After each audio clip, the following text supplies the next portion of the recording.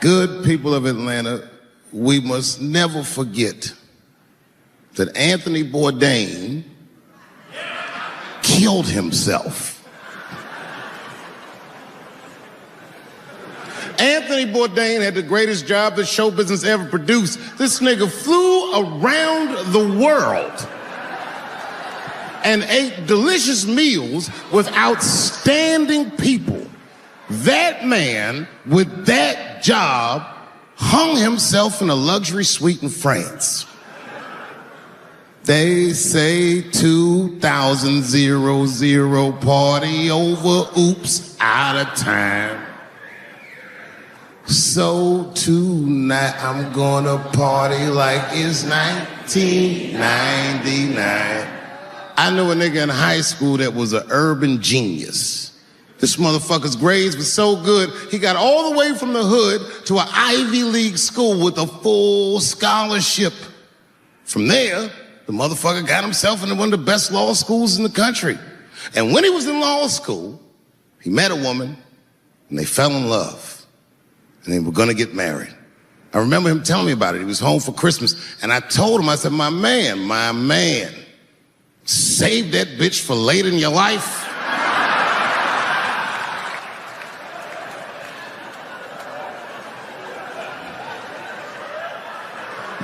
But he's in love. He didn't listen to me. He married her while he was in law school. And sadly, they got divorced while he was in law school. He was a street nigga from the hood. This man had nothing. And that bitch took half of that. And then I just never saw him again for years. And then 2 years ago, I was home in D.C. doing some shopping, trying to buy my sons some socks at Foot Locker. I go to Foot Locker, guess who's the manager? That nigga. Dressed like a referee, the whole shit. This motherfucker is 45 years old. We went out drinking that night just trying to catch up. And he told me, he said he's been living with his mother for like 10 years, just trying to get back on his feet. But that's not the point of the story. The point of the story is, never occurred to this nigga to kill himself. He's alive and well in D.C.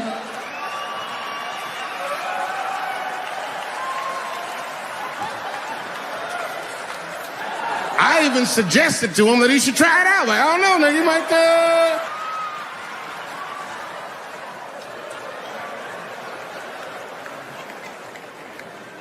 Nobody's life is perfect. No matter what it looks like from the outside, you don't know what the fuck's going on inside. I have a great life, but it's not a perfect life. But it's good.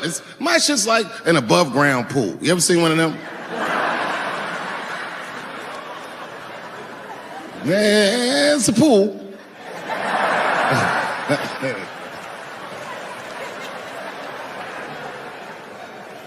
I thought I'd start my show a little differently. Tonight I'm gonna do something that I'm not particularly good at, but that I like to do. Tonight I'm gonna try some impressions out.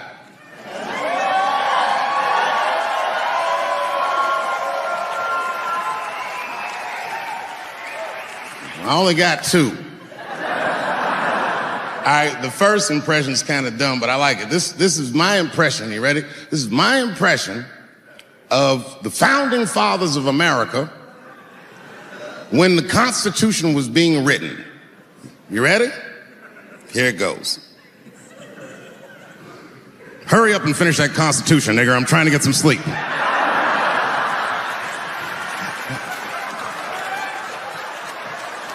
It's not bad, right? All right, the next one.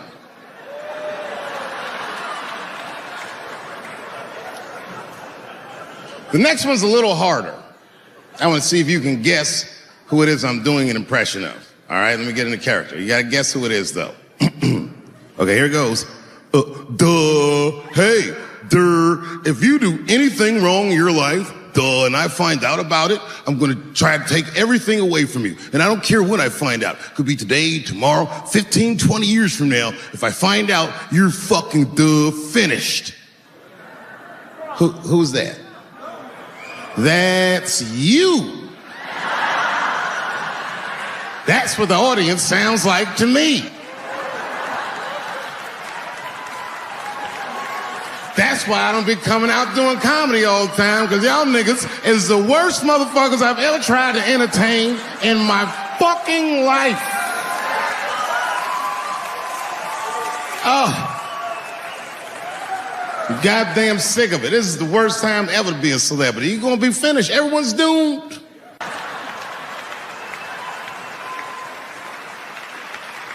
If you're in a group that I made fun of, then just know that I probably will only make fun of you if I see myself in you. I make fun of poor white people because I was once poor. And I know that the only difference between a poor black person and a poor white person is that a poor white person feels like it's not supposed to be happening to them.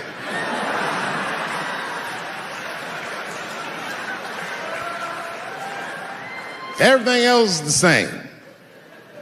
I know what it's like to have a cold house. I wasn't allowed to touch the thermostat growing up without asking my father. And it would be fucking freezing in the house. I'd be like, Dad, please, can I please just turn the heat up to like, I don't know, 32? Nigga, it's really cold.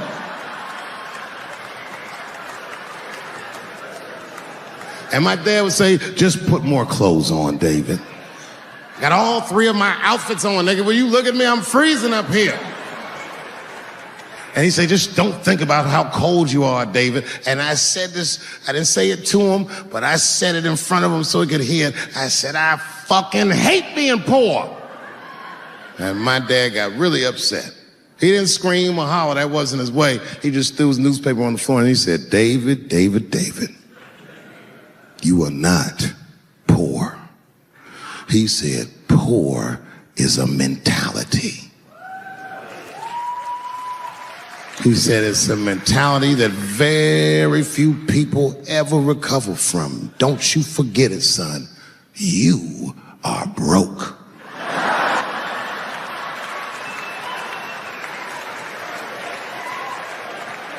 He said, these are just financial circumstances that I hope to overcome one day very soon. And I said, well, Dad, whatever you want to call this, it's wildly uncomfortable. There was a big dance coming up at the middle school. I was 12 years old. I said, Dad, can I go to the dance? He said, of course you can go to the dance. I want you to get out and meet some more kids. I said, great. It costs $3 to get in. And my dad said, ooh. Sorry, son. I don't have it. I was like, what the fuck? You don't have $3? Well, then how are we alive, Dad?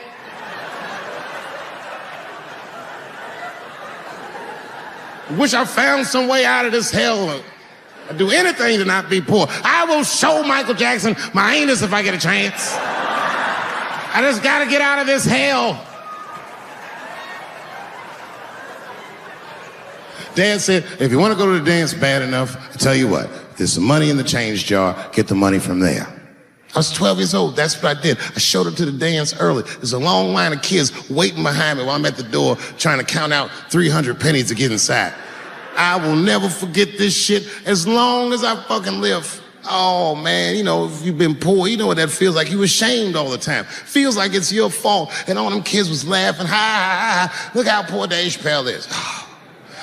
Like when I think back at it, that's really the only time in my life that I ever thought to myself, I should kill everybody at school.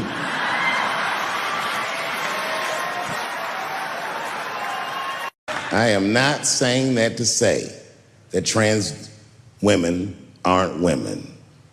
I am just saying that those pussies that they got, you know what I mean? I'm not saying it's not pussy, but that's like beyond pussy or impossible pussy. You know what I mean? It tastes like pussy, but that's not quite what it is it? It's not blood, that's beet juice.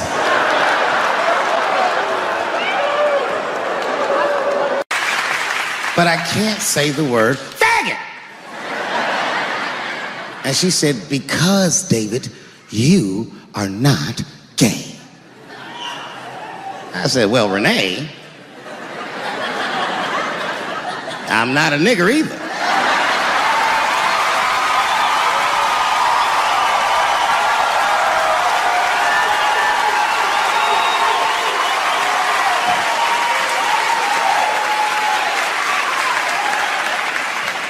But you see, what I didn't realize at the time and what Kevin had to learn the hard way is we were breaking an unwritten and unspoken rule of show business. And if I say it, you'll know that I'm telling you the truth. The rule is that no matter what you do in your artistic expression, you are never, ever allowed to upset the alphabet people. You know who I mean. Those people that took 20% of the alphabet for themselves. I'd say the letters, but I don't want to conjure their anger.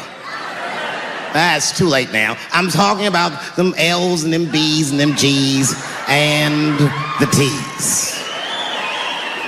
People be surprised. I have friends, all kinds of letters. Everybody loves me and I love everybody. I got friends who are L's, I got friends who are B's, and I got friends who are G's. But the T's hate my fucking guts.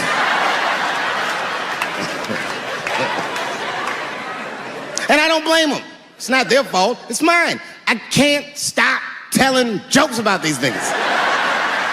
I don't want to write these jokes, but I just can't stop.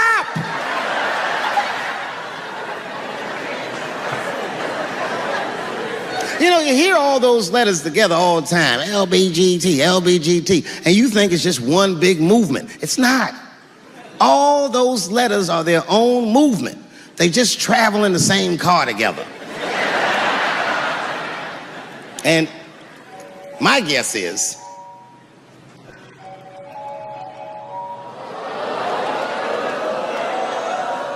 what is this, high school? This nigga probably got a babysitter or something. Go and answer your phone, nigga. Just get that shit out of here. I'm in the middle of something important. Wouldn't it be funny if we made fun of him? He's like, and he went outside like, hello? Mama's dead. Oh no! Mama's dead.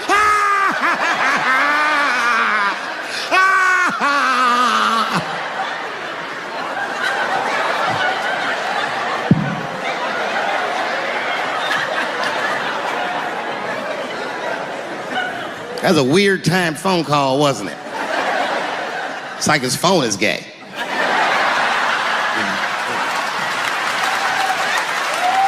But motherfuckers are just taking it too far. I don't know why or how everybody got this goddamn sensitive. You know who hates me the most? The transgender community. Yo, yeah, these motherfuckers. I mean, I didn't realize how bad it was. These motherfuckers, I was really mad about that last Netflix special.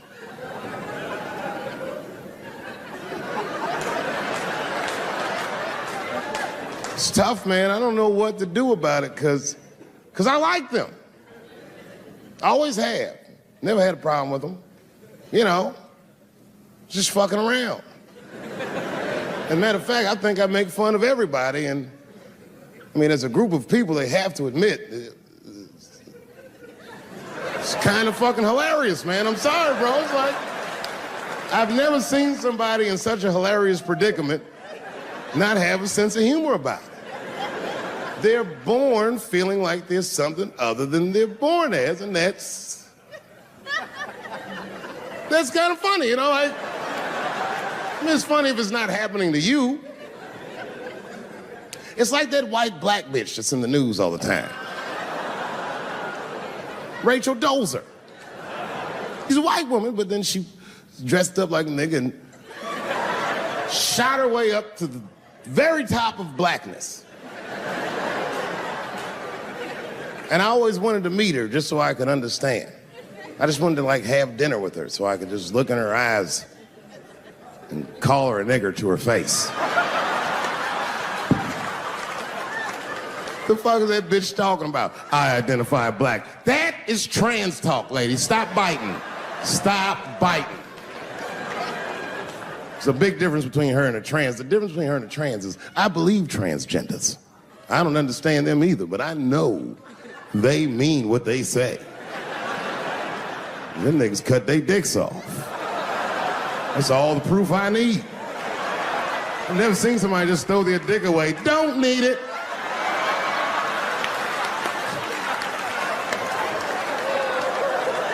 I don't understand, but I believe you and I support your decision, motherfucker. But how far is Rachel willing to go? What is Rachel willing to do so that we blacks can believe that she believes she's actually one of us? Bitch, are you willing to put a lien on your house? Invest in a mixtape that probably won't work out?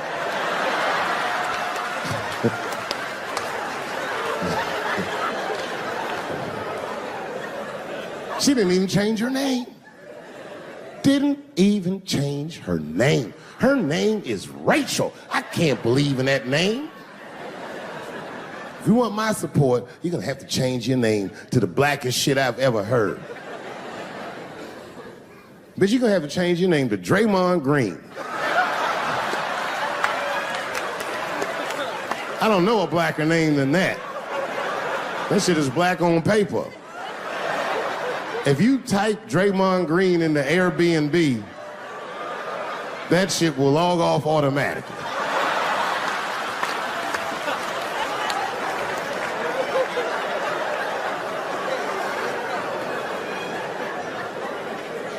Yeah, people get mad, bro. People get mad about everything I say. I was doing a show. I was in Portland, Oregon, and I was checked in a hotel under the name Charles Edward Cheese.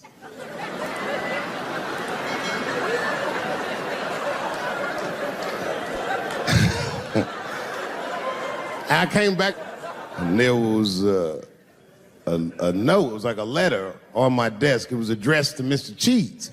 So obviously, I'm going to assume that whoever wrote this letter must be an intimate friend of mine. This is not some kind of name that a person would just guess. But then I open the letter, and it turns out I don't know this person at all. It's a fan letter. You know, I'm not even used to the idea that I have fans, but I'm grateful for it. And even though I'm grateful for fans, I don't read those letters. It'd be nice if I did, but realistically, it's like, what am I, Santa Claus, nigga? I don't have time for this. Like, got shit I want to do. I'm trying to chill. Read all these dreams and wishes from strangers. But I read it. I'd already opened it. So I just read the whole letter. And you know what, man? Whoever wrote this letter truly loves me. I mean, they were really fucking nice in the letter. And then they described to me what it was like to come to the show, how excited they were, how much fun they were having. And then they said that when I got to my jokes about transgenders, that they were, quote, devastated.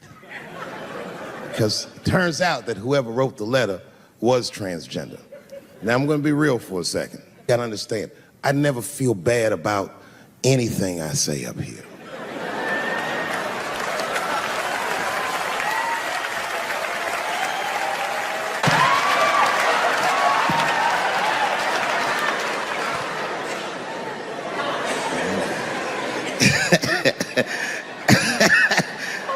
Like I was saying,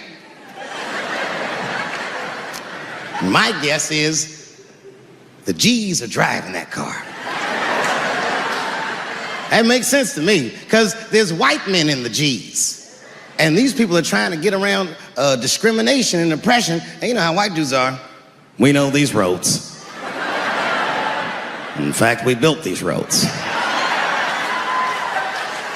The rest of you buckle up. We'll get you to where you want to go. So the G's are just driving the car. Of course, next to the G's in the passenger seat is the L's.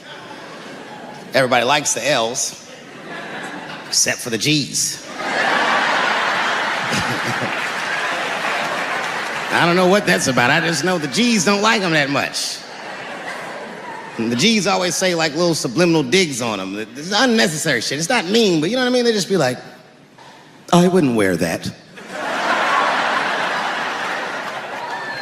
The only thing that breaks the tension between the L's and the G's are the B's in the back seat. That's right, there you go. Everybody scream out when you hear your letter.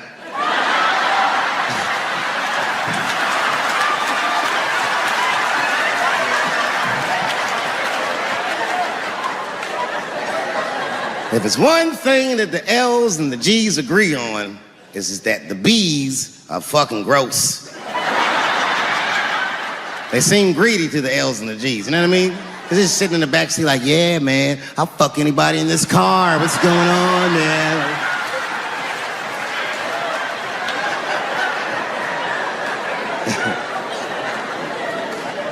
And sitting next to the bees, all the way in the back seat by themselves, looking out the window. That's the tease. Everybody in the car respects the tease, but everyone also resents the tease. It's not the tease fault, but everyone in the car just feels like the tease are making the trip take longer.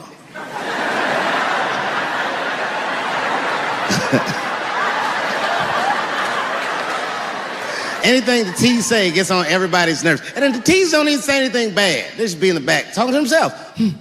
I'm hot. Shut up. Shut the fuck up, okay?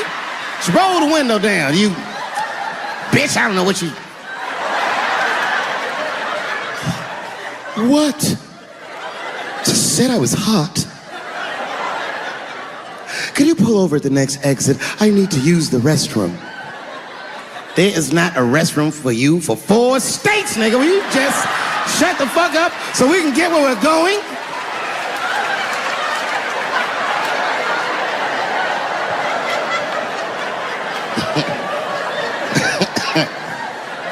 And just when that car can't get any more tense, the cues are a hitchhiker that they pick up on the road. Some white dude in booty shorts is walking down the freeway.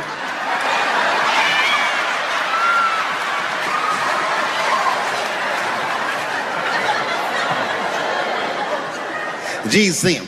That guy might be one of us. Hey, are you okay? You need some help? And he come over there with them booty shorts leaning on the window. Hey, what's going on, fellas? Lady? Whatever pronoun makes you feel comfortable in the back.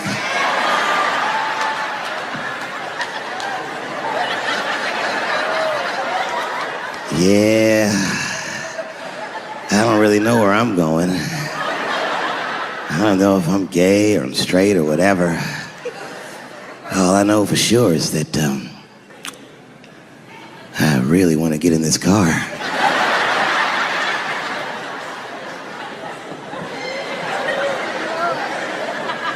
And they make him get in and sit in between the B's and the T's. I feel bad for T's, but they're so confusing. And it's not all my fault. I feel like they need to take some responsibility for my jokes. Because I didn't come up with this idea on my own. This idea that a person can be born in the wrong body. But they have to admit, that's a fucking hilarious predicament. It's really fucking funny. If it happened to me, you'd laugh, wouldn't you? That wouldn't be funny if it happened to me? I think it would be. What if it did? What if I was Chinese, but born in this nigga body? That's not funny.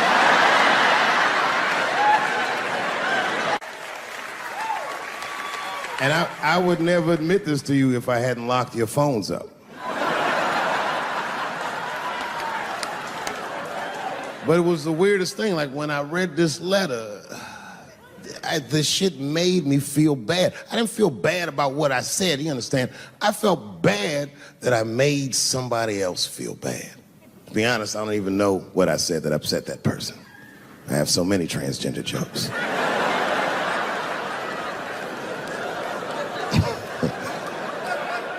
But I feel like it was probably this joke I'm about to tell you right now. And it's not even that bad of a joke. It's a true joke. I mean, it's not true, but I had read in the paper that Caitlyn Jenner was contemplating posing nude in an upcoming issue of Sports Illustrated. And I know it's not politically correct to say these things, so I just figured, fuck it, I'll say it for everybody else. Yuck. Oh, sometimes I just want to read some stats. I don't know why you're gonna cram some man pussy in the middle of the sports page like this. I just didn't think that was the place for it. But I wasn't saying anything like Caitlyn Jenner's a bad person. I'm not mad at her for doing it. Not even mad at Sports Illustrated. If I'm mad at somebody, I'm probably just mad at myself. You understand? Because deep down, I know that I am not strong enough to not look at those pictures.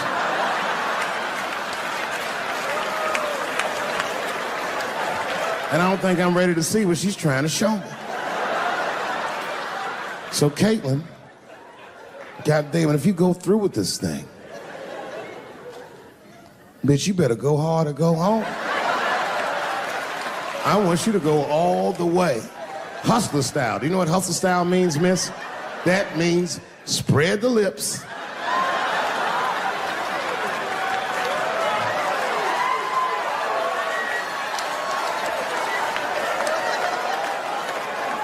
I hope she spreads her lips and there's an itty bitty dick inside. Ah! The show is behind the curtains.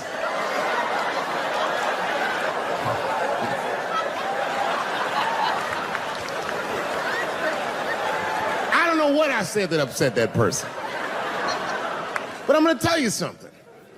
When I read that letter, and the moments after I read it, I did something that many black men in America do not have the time or the money to do. I thought about how I felt.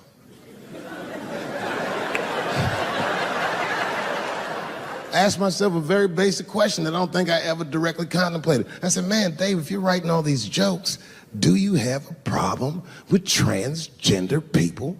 And the answer is absolutely not. The fuck do you guys think I am? I don't understand all the choices that people make. But I do understand that life is hard and that those types of choices do not disqualify you from a life with dignity and happiness and safety in it.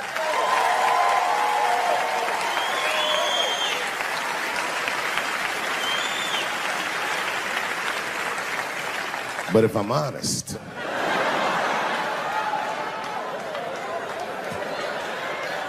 my problem has never been with transgender people. My problem is transgender people. I just feel like these things should not be discussed in front of the blacks. It's fucking insulting, all this talk about how these people feel inside. Since when has America given a fuck how any of us feel inside?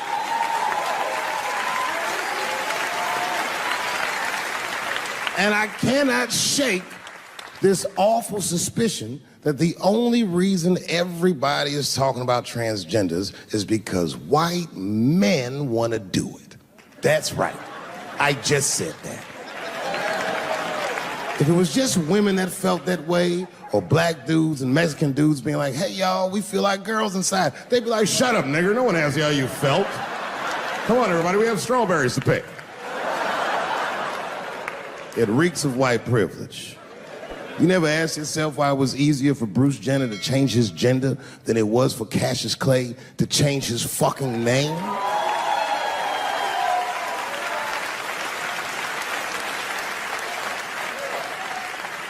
And if I were to be brutally honest, the only reason I ever been mad at the transgender community is because I was at these niggas for 6 songs straight.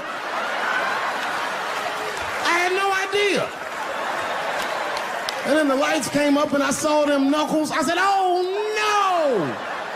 no! And everybody was laughing at me. Hi, world star. I said, why didn't you say anything? And then I heard that sultry voice. I didn't say anything, Dave Chappelle, because I was having a wonderful time. And I wasn't sure how you'd feel about it. I said, you knew how I'd feel. And she said, I'm going home. I don't want any trouble from you. I said, home? It's only 2 songs left. I mean, we might as well finish the night. And we ended up having breakfast together. Oh, grow up. That doesn't make me gay. I just titty fucked her. His titties are as real as any titties in L.A. It's 2 o'clock in the morning. I was just borrowing a little friction from a stranger. Whoops. Although Dave Chappelle, the black American, he was a little jealous. I was like, how the fuck are transgender people beating black people in the discrimination Olympics? If the police shot half as many transgenders as they did niggas last year, it'd be a fucking war in L.A. I know black dudes in Brooklyn, hard street motherfuckers that wear high heels just to feel safe.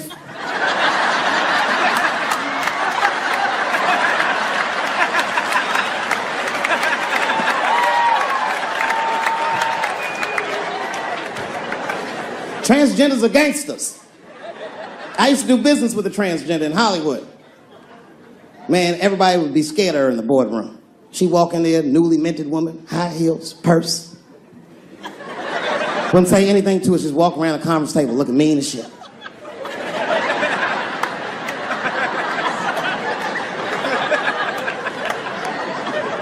And then she walked to the head of the conference table, stare at us all, reach in her purse and pull her old dick out and throw it on the table. Let's talk business, gentlemen. Ah!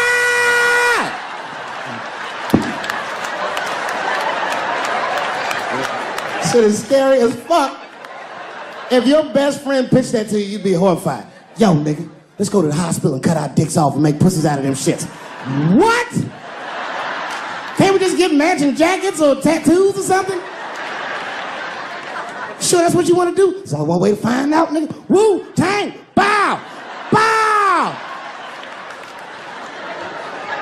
Let's go to the club and trick niggas into fucking us, yeah.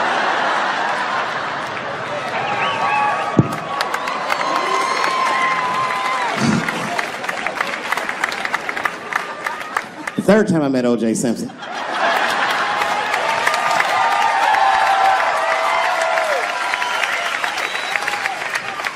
Third time I met O.J. Simpson, I was doing great in life. I just finished the second season of Chappelle Show.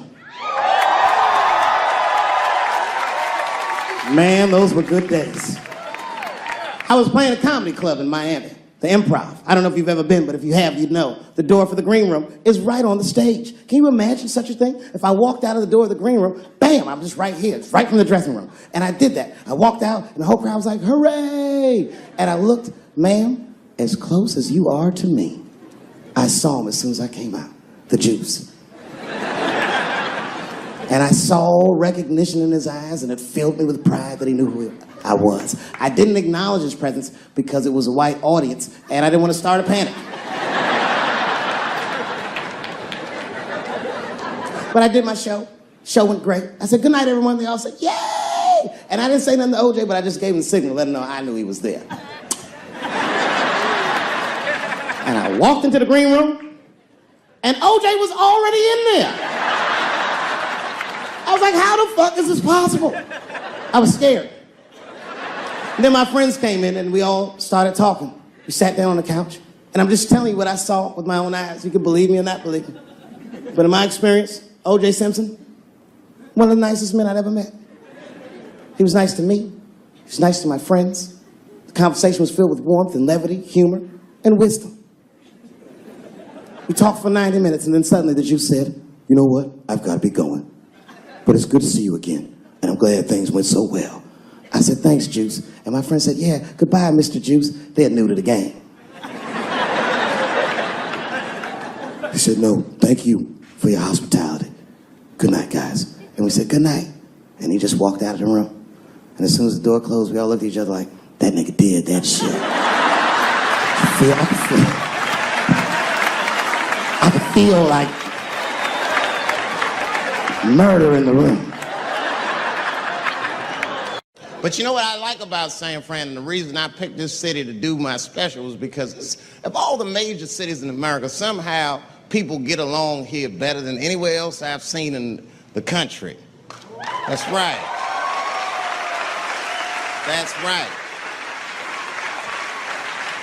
And I always admired San Fran for that. And today I realized how you did it. Put all the niggas on the other side of that bridge. There's nothing, this shit ain't happy on that side. You leave San Francisco like, bye, thanks for coming to San Francisco. Come back in April, we're having a sale on Birkenstocks. As soon as you get to the other side, welcome to Oakland, bitch. Quick, quick.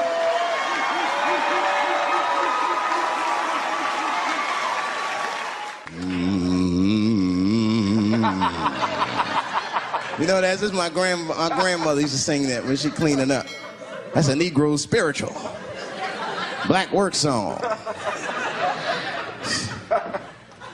Not everybody know about that. I know. See, white people, you guys might whistle when you work. You dig? But that's how you can tell what kind of work we're actually doing.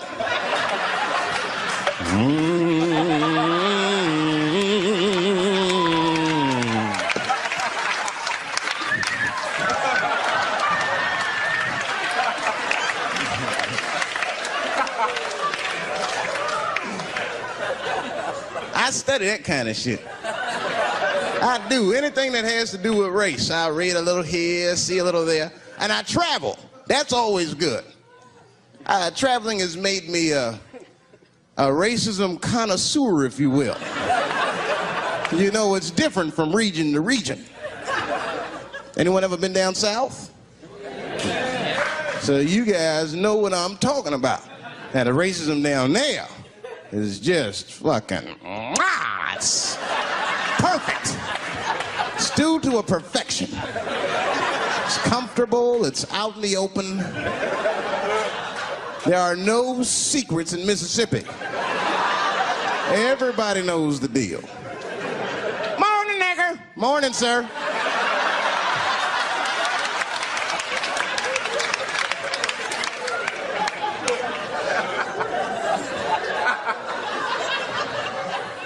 I got a lot of things to talk about tonight. First of all, I've stopped smoking weed. With black people, you didn't let me finish, motherfuckers. God damn. I'm sorry, black people, to break the news so publicly, but I can't smoke with you anymore. Every time I smoke weed with my black friends, all you talk about is your trials and tribulations. I'm sick of that shit. I got my own problems. Nigga, that's a waste of weed. I'm smoking weed to run away from my problems, not take on yours. From now on, I smoke weed exclusively with white people. Calm down, motherfuckers. You win by default. You got good weed conversation.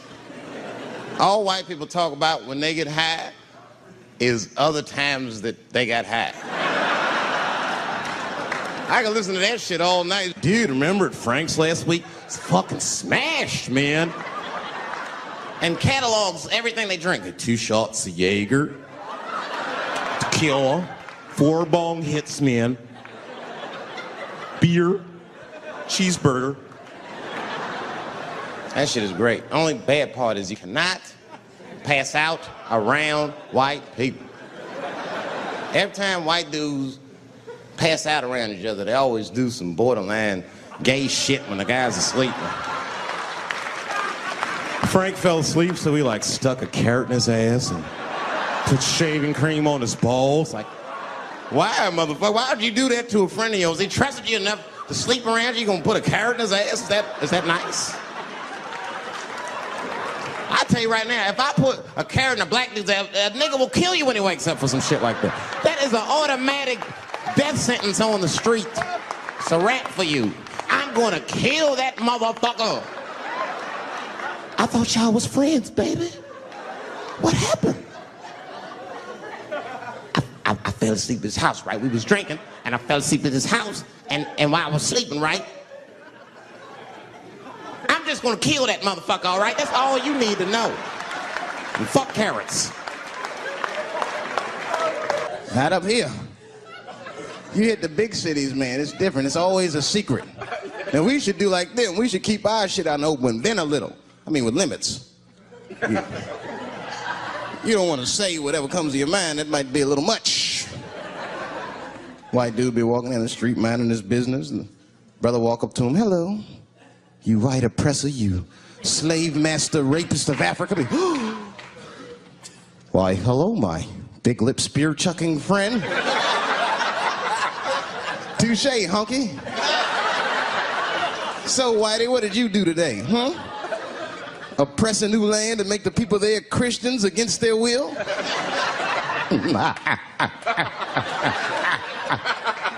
What did you do, fella? Burn those big black lips on a crack pipe as you missed your job interview? Easy, Whitey, you're cutting deep. All this chit-chat has got me thirsty. If you will excuse me for a moment, I'm gonna go to the Korean store and get something to drink. Ching-a-ling. Hello. You slanted-eyed, ruining the economy in our neighborhood by opening stores and taking the money out the community. Chink. Wow.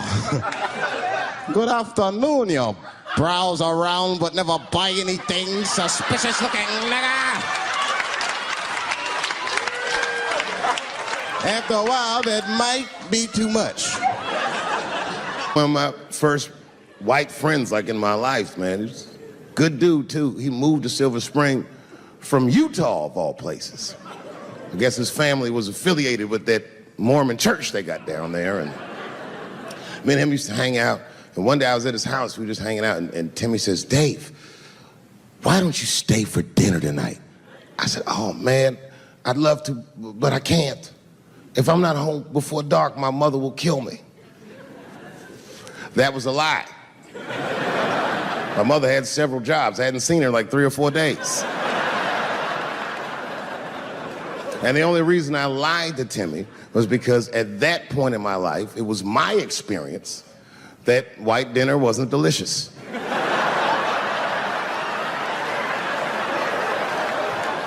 I'd rather go home and fry some bologna or some shit like that.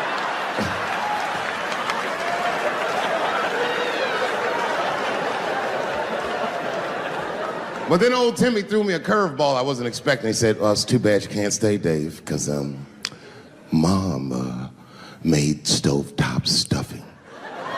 I said, what the fuck, stovetop? Well, hold on, nigga, let me make some phone calls real quick. I had seen that commercial so many times, I had dreamt of getting my hands on some of that stovetop stuffing. And finally, I met a motherfucker that actually had a box of stovetop in the house. I couldn't miss this opportunity, so I pretended to call my mother. And then I came back and I said, Timmy, you're not gonna believe this great news. Mom said I can stay. And he said, fantastic. He said, why don't you come with me and we'll help set the table and then we can say the blessing. I had no interest in setting this motherfucker's table or saying these crazy ass Mormon prayers. I just wanted that goddamn stuffing. So I told Timmy, I said, you know what, I'd love to help, but let me go wash my hands first. My plan was simple. Wash my hands slowly, and by the time I'm done, the table will be set, the blessing will be said, and all that there will be left to do is eat. Went to the bathroom. I washed my hands very slowly. I must have been in there for about 10 minutes. And suddenly, one of his mothers came to the door.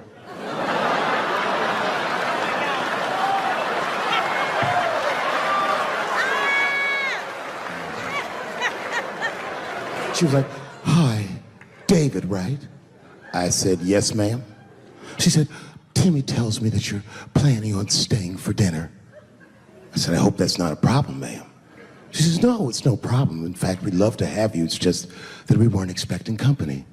And I'm afraid there's not enough stovetop stuffing for everybody. So I kicked her in the bam!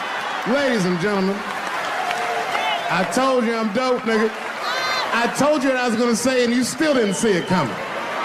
And that's why I make the big bucks.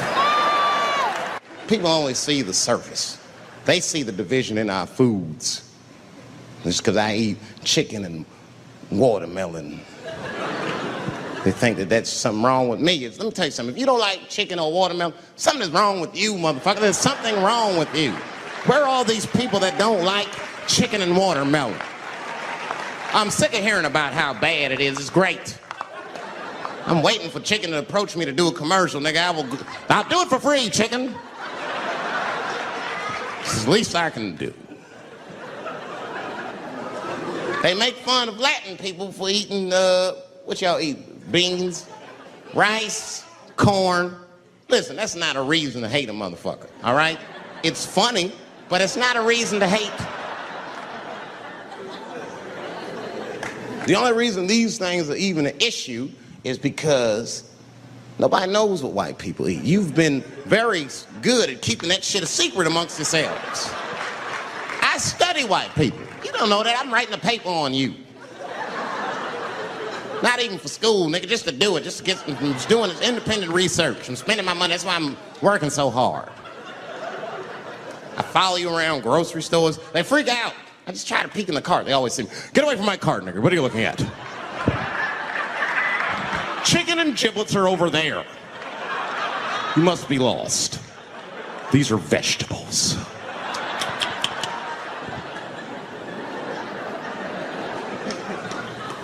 I know what you drink. See how quiet it got? Grape juice. Surprise, motherfuckers, you didn't know I knew about grape juice, did you? Oh, don't play dumb with me. Look at what is it? A lot of black people don't have the privilege of knowing about grape juice because they have grape drink. It's not the same formula that you get. Ain't no vitamins in that shit. You might have one of your black friends over. Todd, would you care for a glass of grape juice? What? Nigga, what the fuck is juice? I want some grape drink, baby. It's purple. I don't think I know what a grape drink is. What? I have some apple juice if you want. What the fuck is juice? I want some apple drink. Scream.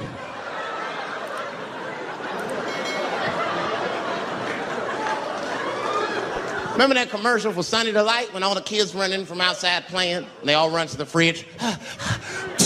All right, I got some purple stuff, some Sunny D. As soon as you say Sunny Ebola was in Texas. Ebola made a visit. Killed that man in Dallas. 5 days that man melted to death. What happened to the brother in Dallas? Where was the secret serum is what we all said. I remember in the beginning of Ebola, there were 2 American doctors that got sick in Africa. They flew them in a private jet straight to Atlanta to the CDC. I didn't even know CDC saw patients. There it was said they administered what the New York Times called a secret serum. I don't know what's in it. It's just like Colonel Sanders' recipe. But both of these motherfuckers survived. These doctors, thank God, are healthy. They are out there somewhere tonight at Whole Foods, touching vegetables, walking around. Everything's okay. Hey, Frank, how are you? Oh, you didn't hear him? I had Ebola last week, but I'm doing all right now. I was bleeding out of my eyes and anus, so I got concerned, but I'm okay. What happened to the brother in Dallas? They just rubbed some Vicks on that nigga.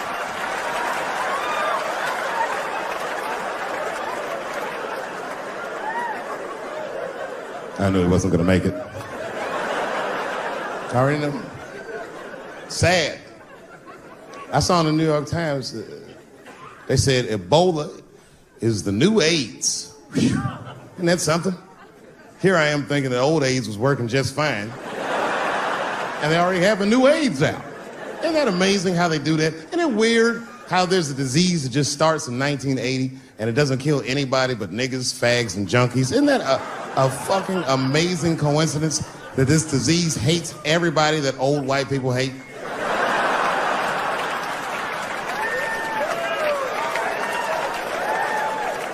I think either God is white or the government hid that shit in disco balls. Only fun people get AIDS. Last month on the front of the New York Times, the measles was a headline. I had to check the date of the paper. I was like, measles, what is this, 1850? What the fuck is this? Why is measles in the news? Turns out they were trying to decide if mandatory vaccinations for children is the way we all want to go. Any thoughts? I'm sorry, ladies and gentlemen, I don't know. I don't know about this one. First of all, black people generally don't trust doctors. You know, after the Tuskegee experiments and all that shit. More importantly, don't forget Michael Jackson was killed by a doctor. Granted, he was doing drugs, but if I was a heroin addict and I had a licensed physician injecting heroin in me, I should survive that. I'd just be looking like, oh, I'm good, right? I'm good? It's not too much, is it? Dr. Butterfingers killed Michael Jackson. After that, I was like, fuck going to the doctor. The fuck am I getting my kids vaccinated for an old ass disease like measles? This is ridiculous. You might as well give them a diarrhea shot if you're so worried.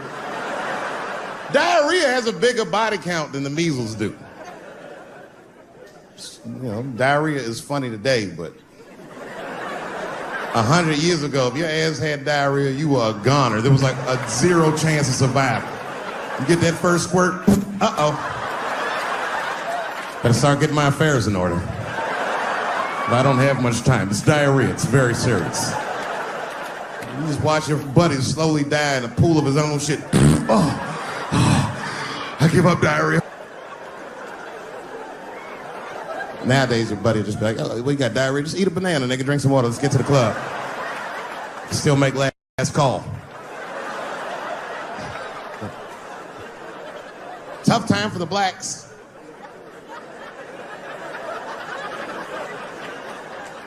These are not good times for the blacks. I don't know if you know what I'm talking about, right? Police are killing us again. It's a very unfortunate set of circumstances because we were doing very well. You know, America has a racial hot seat. I think we can all agree that that's the truth. And we can also agree that that hot seat is traditionally occupied by African Americans in general, African American men in particular. Although I can see that in recent years, that seat has been occupied by Mexicans, and I dare say Arabs. And we, the black Americans, would like to thank you both for your sacrifice and your struggle. We needed a break. We needed a goddamn break. We all go through something, but at least I can leave my backpack someplace. If you Arab and forget your backpack, you got about 20 minutes before they send that robot to blow your shit up. Bye, Fuhad. Now ISIS is #1 on the terrorist charts. And ISIS is fucking scary. Because if ISIS catches you, they're going to cut your head off. That's what they do. I've seen them do it on YouTube. It was fucking awful. He looked right in the camera and say, Obama, I am back. I saw that shit. I said, oh my God. Don't like.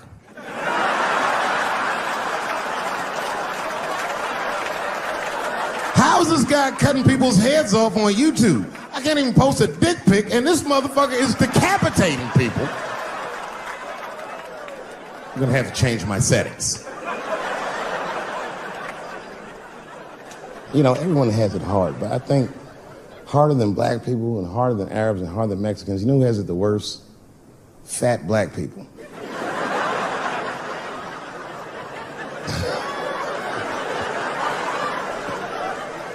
It's hard for white people to understand, but that's what I'm saying is very true. Fat black people have a really rough road, because all manner of things kill white people, but you know what kills more black people than anything, more than police and terrorism? Salt, nigga, regular. Here, white people are getting Ebola cures and shit, and meanwhile, I'm dying from fucking the flavoring.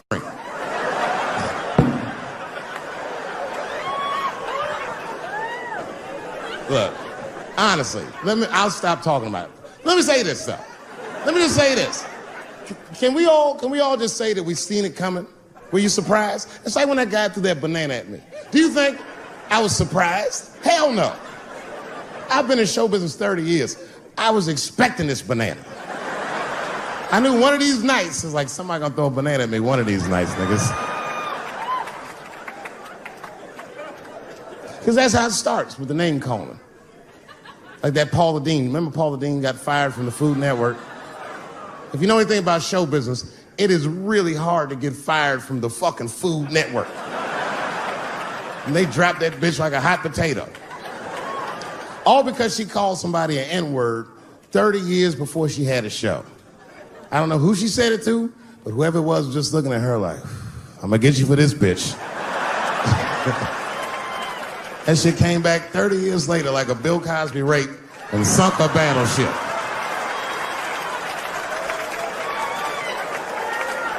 And every black person was mad, but we weren't like that mad. I was just like, well, how's this bitch gonna call me a nigga when she taught me how to fry chicken? That's not fair.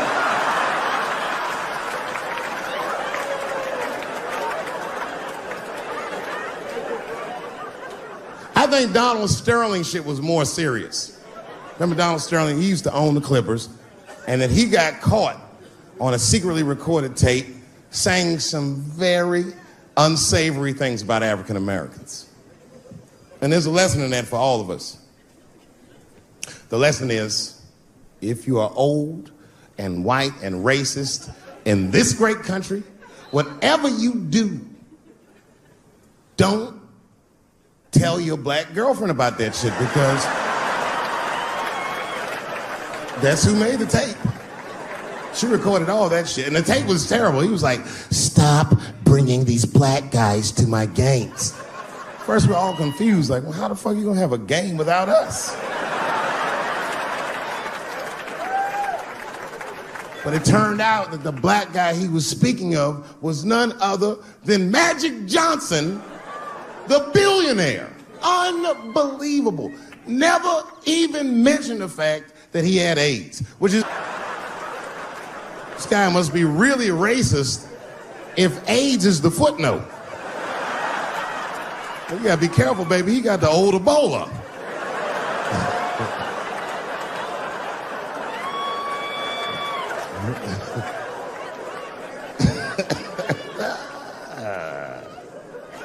You can say what you want about that girl, but I'm gonna tell you right now, she is a goddamned hero.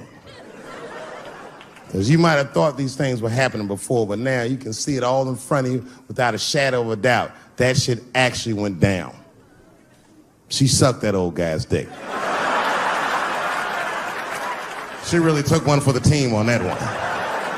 It's really gross. This dick is like 80 years old. It's like tasting history. Like 5 wars on it, civil rights movement, Great Depression. This guy's been fucking from 40 years before Bill Cosby's first rape. This is a very old man. It's a very old penis. But all that shit is still, it's just name calling. Like, name calling does not break the modern black man. That's not gonna do the trick. I don't give a fuck about that. Like, if I went to Kentucky Fried Chicken, Ku Klux Klan, hood on top of their head, what do you think I'm gonna do in this day and age? Run out Kentucky Fried Chicken? Not if I'm hungry. I'll go straight to the front. Hey, man, let me get a 2-piece. I don't give a fuck what he says. You want a biscuit with that, nigger? I thought it came with a biscuit. What's all this attitude? I want a 2-piece. Chop, chop. You know what it is. But I'm not going to be mad. Why would I be mad? He's the one that's got to work at Kentucky Fried Chicken, not me.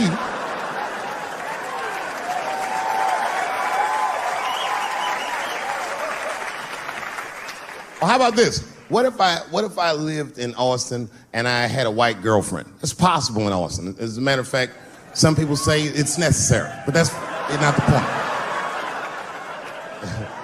And me and my white girlfriend at home one night, and we're just doing what lovers do. Maybe she's butt naked and she's down on one knee giving me a hand job. I love a good hand job. And she's really jerking me off. You know, getting her obliques nice and tight. I got a huge dick, so she's like,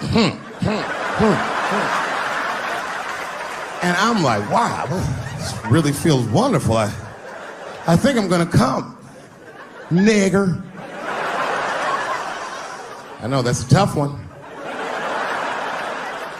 But what do you think I'm gonna do? Hey!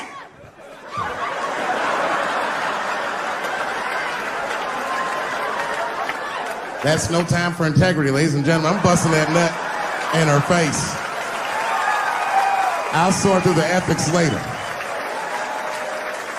But I'm what they call a man of his word. If I say I'm coming, oh, I'm coming. I don't give a fuck what happens. God forbid somebody could shoot me. If I say I'm coming, it's still like, oh.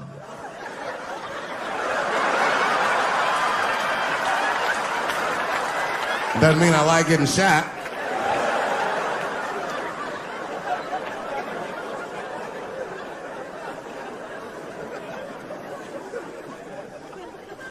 Boy. Yeah, tough time for the blacks. I'm not gonna say nothing about the police. I'll leave that for Chris Rock. You know what I said? That's all I said. First of all, I'll tell you right now what I said. And I will tell you that this was not a joke. It's a true story. And I just happened to tell it.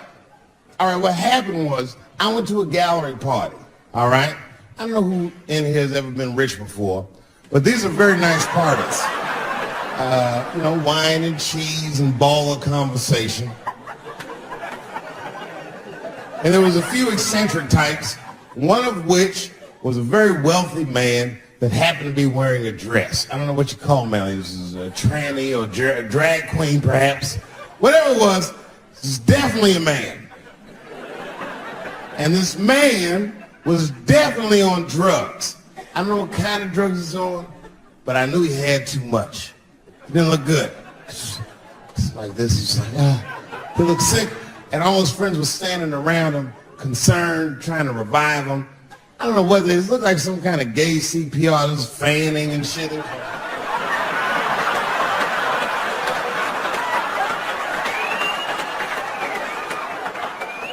I saw all this from a distance. Now, I should have minded my own business, but I got curious. I was like, oh. And I went over there. All I said, excuse me, gentlemen, is he okay? And then they looked at me like I was evil. She is fine. I said, word? Oh. I'm sorry, I didn't know this is what we were doing. Here's my thing. I support anybody's right to be whoever they feel like they are inside. I'm your ally in that. However, my question is, to what degree do I have to participate in your self-image? Is it fair that I have to change my whole pronoun game up for this motherfucker? That doesn't make sense. Seriously. If I put on an Argyle sweater and I'm like, hey everybody, I feel like a white guy in this sweater and I want some goddamn respect and a bank loan. It's not gonna work. Give a fuck how I feel, why should I give a fuck how you feel? Nick. I don't care what your religious beliefs are or anything. If you have a dick, you need to shut the fuck up on this one. Seriously.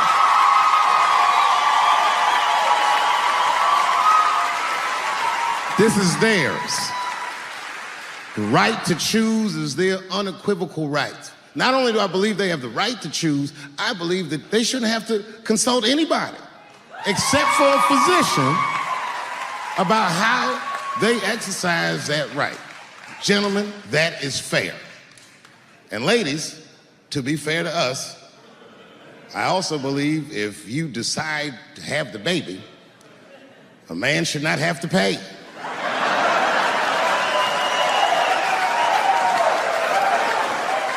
That's fair. If you can kill this motherfucker, I can at least abandon him. It's my money, my choice. What I think the feminist movement needs to be very successful is a male leader.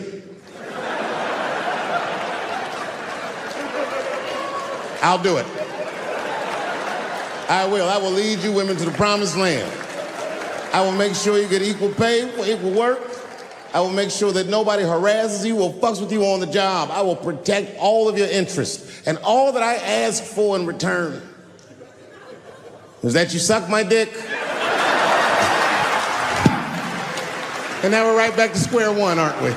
I Googled the dictionary definition of a feminist just to make sure I was talking about the right thing.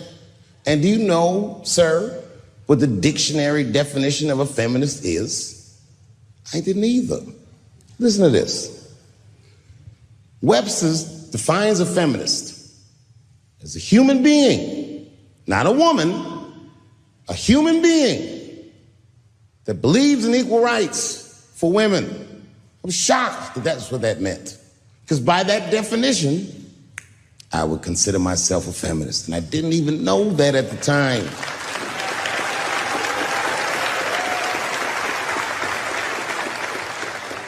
All these years, I thought it meant frumpy dyke.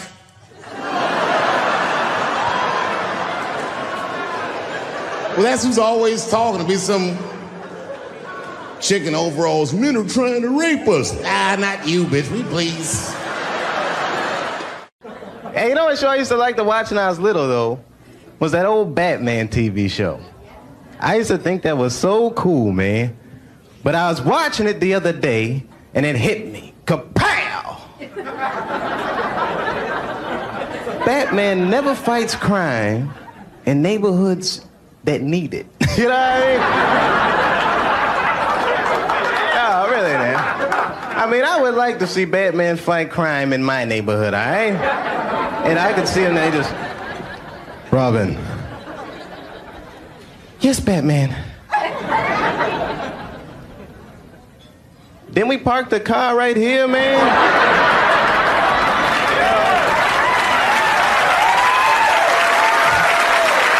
It's that kind of neighborhood. Caitlyn Jenner, whom I've met, wonderful person.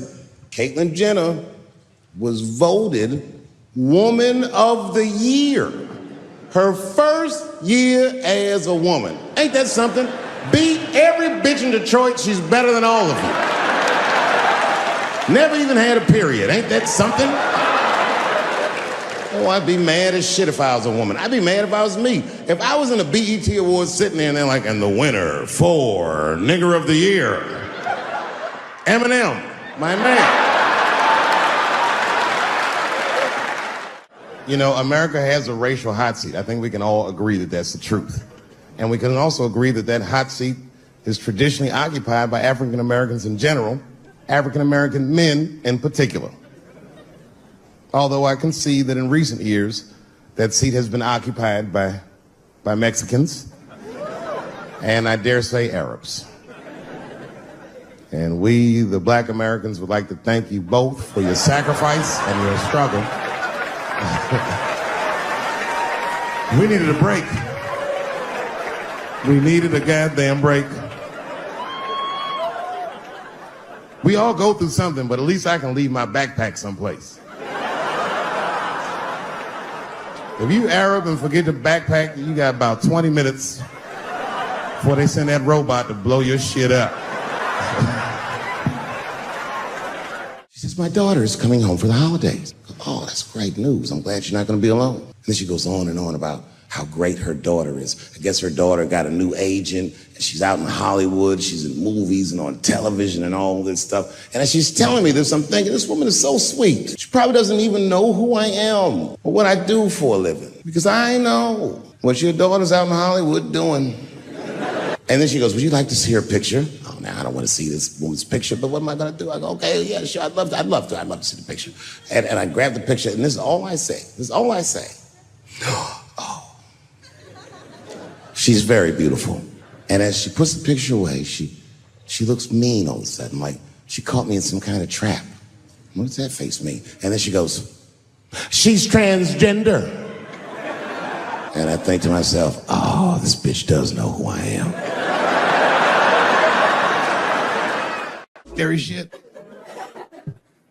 I gotta tell you, Harvey Weinstein is probably the first person that I ever looked at a photograph of and was like, yeah, he rapes. I'm not sure this motherfucker has a choice. Not a handsome man, not a lot of meat and extra skin on his face. Yeah, he's ugly. You know the sad part is, he's done so well in life, he probably doesn't know he's ugly. You know, when you're good looking, everybody will tell you, oh, you look wonderful, you're so great looking. But when you're ugly, you gotta figure that shit out for yourself. It's a lot of putting clues together through the years. Why am I not getting in the club? I got all the right shit on.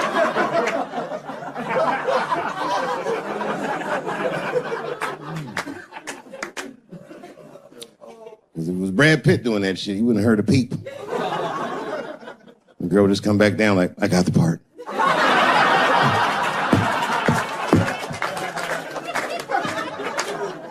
Yuck.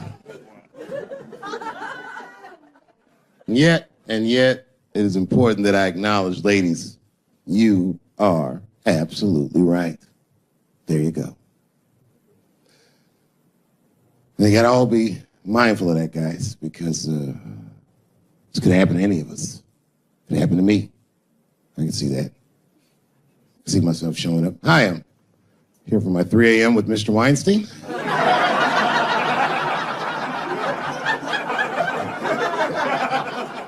Hey, Harvey, I got your text. I'm here to talk about the script.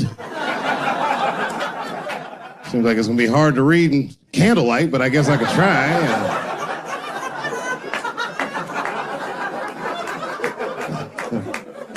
Sound like a fucking nightmare. Could you imagine that shit? Could you imagine if you was in a business meeting and a motherfucker pulled their dick out? In the middle of the meeting, I'd be like, yo, my man, this is the most unprofessional shit I've ever seen in all my days. Just let me finish, Dave Chappelle. I'll put you in all 3 Lord of the Rings.